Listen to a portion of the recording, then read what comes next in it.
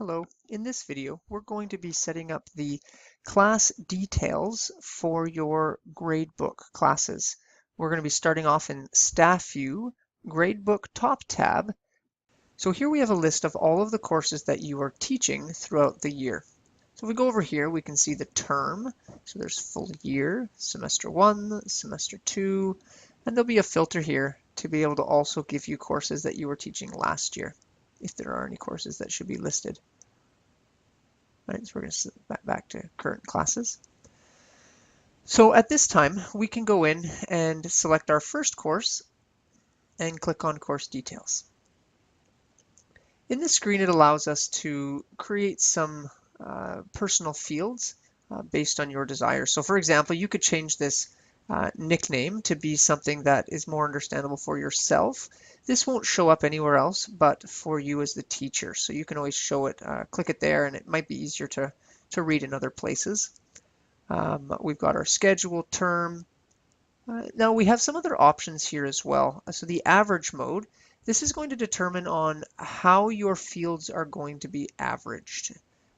So do you want them to be averaged on your categories and assignments by total points? And so you can work on that, kind of a choice selection. And then your grade scale. As a high school, you don't need to use grade scales.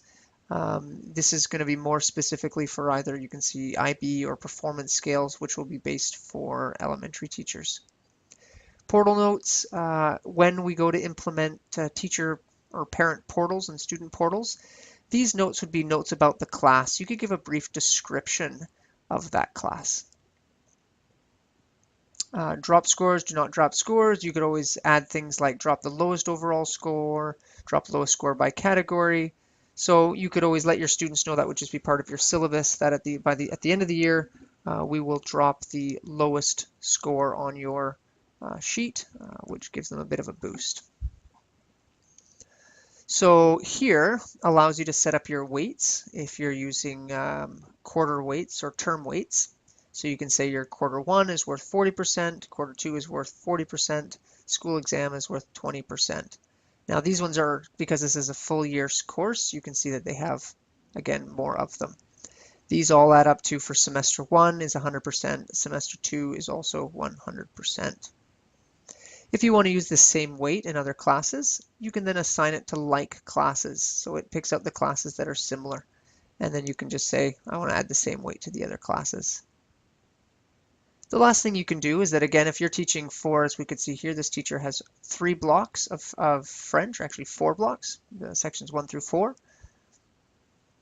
You could also have those courses selected, and it would then, every time you create an assignment or category, it'll simply copy those over to the other classes. That way you're not having to constantly add them to each class if they're similar classes. You don't have to link them. You could run them completely separate, and you don't have to worry about having them jump over. So that's the first thing you're going to want to work through, is your class details. Once you've done that, we can then go down to your categories. This is the first section that you're going to want to work on. I'm going to create a separate video for this to keep the video short. So pay attention to the setting up categories video, which will follow this one. Thank you. And if you have any questions regarding setting up your class, please don't hesitate to let me know.